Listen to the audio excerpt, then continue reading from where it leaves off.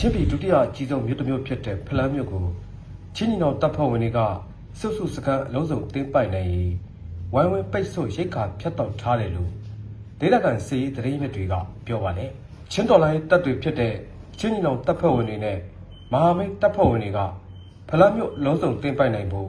မြို့သိမ်းတိုက်ပွဲဆင်နွှဲနေတာဖြစ်ပြီးတပ်ကုန်းပေါ်မှာအခြေပြုနေထိုင်တဲ့စုကိုပြီးခဲ့တဲ့နှစ်ဒီဇင်ဘာကနေမတ်9ရက်3လကျော်ကြာဆန်စီစာရိတ်ခါတွေနဲ့တောက်တုံးရီချွေရည်တွေကိုဝိုင်းဝန်းပိတ်ဆို့ဖျက်တောက်ထားတယ်လို့ချင်းညီနောင်တပ်ဖွဲ့ဝင်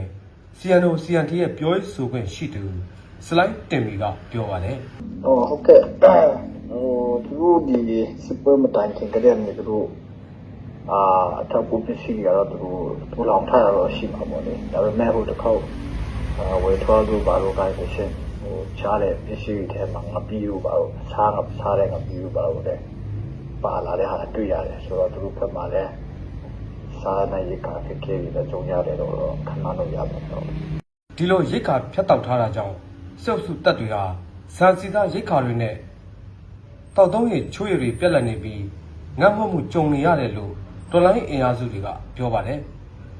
လက်ရှိအချိန်မှာတော့တော်လိုင်းအင်အားစုတွေကဖလန်းမြို့တောင်ကုန်းပေါ်မှာတည်ရှိတဲ့အင်အား120ကျော်တည်ရှိတဲ့စုချီလင်တိုင်ရင်ခလာရ268လက်အောက်ခံ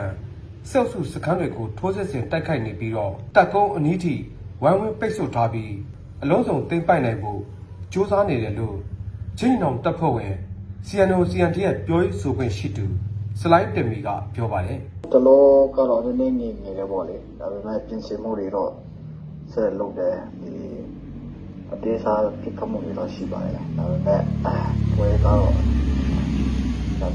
စားဖို့ရတဲ့ပြင်ဆင်နေတဲ့အခြေအနေမှာရှိပါတယ်ဖလန်းမြို့ကတော့ချင်းညီနောင်တပ်ဖွဲ့ဝင်တွေကပြီးခဲ့တဲ့နှစ်နိုဝင်ဘာ9ရက်နေ့ကစပြီးချင်းညီနောင်စစ်စင်ရေး Operation CP အဖြစ်မြို့သိမ်းတိုက်ပွဲဆင်နွှဲနေတာဖြစ်ပြီးတော့အဲ့ဒီတိုက်ပွဲအတွင်းအထွေထွေအုပ်ချုပ်ရေးရုံးမြို့နယ်ရဲစခန်းခရိုင်ရဲစခန်းဆောက်လုပ်ရေးရုံးစုစခန်းတွေကိုတိမ့်ပိုက်ရရှိထားကဖလန်းကန်ရဲတပ်ဖွဲ့မှု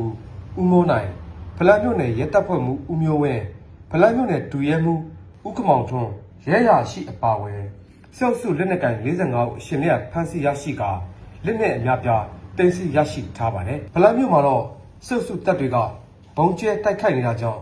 မြို့ပေါ်ရပ်ကွက်မှာရှိတဲ့နေအိမ်တရားကျော်မိလောင်ပျက်စီးခဲ့ပြီးဒေသခံတောင်းချီတောတောင်တွင်ထွက်ပြေးတင်းရှောင်နေရပြီးဒီနေ့တိုင်နေရက်ကိုပြန်လည်နေထိုင်မှုမရှိသေးဘူးလို့အကူအညီပေးသူတွေကပြောပါတယ်ချင်းပြည်နယ်အတွင်းမှာတော့တော်လိုင်းတပ်တွေကမင်းတပ်ကံပက်လက်မတူပြီးတောဆန်ကြီခါရီခေါ်ဒါလိုင်လင်းပီကျင်တွေးမကွေရင်နုနာရိန်ရေစွာဝေပူလာစူကွာစတဲ့မြို့ကိုတိမ့်ပိုက်ထိန်းချုပ်ထားပြီးတော့ပလောဝမြို့နဲ့စမီးမြို့တော့အာရကတပ်တော် AA ကတိမ့်ပိုက်ထိန်းချုပ်ထားပါတယ်လက်ရှိမှာတော့ဟာခါထန်တလန်ခိုင်ခန့်တီးရိမ်မြို့နယ်တွေမှာဒါစုစခန်းကြံရှိပြီးချင်းပြည်တော်ဝန်စုကဲစင်ရေးအများဆုံးလှုပ်ဆောင်သွားမယ်လို့ချင်းပြည်တော်လိုင်းတပ်ဖွဲ့တွေကထုတ်ဖော်ပြောဆိုထားပါတယ်ခင်ဗျာလေကြောင်းနဲ့လက်နက်ကြီးတိုက်ခိုက်ခံရခြင်းနေရင်တွင်းရှိနေပါကရေအောက်ခန်းဘုံကိုခြင်းနဲ့နေရန်ထူထူရှိတဲ့အခန်းတဲပုံကိုပါ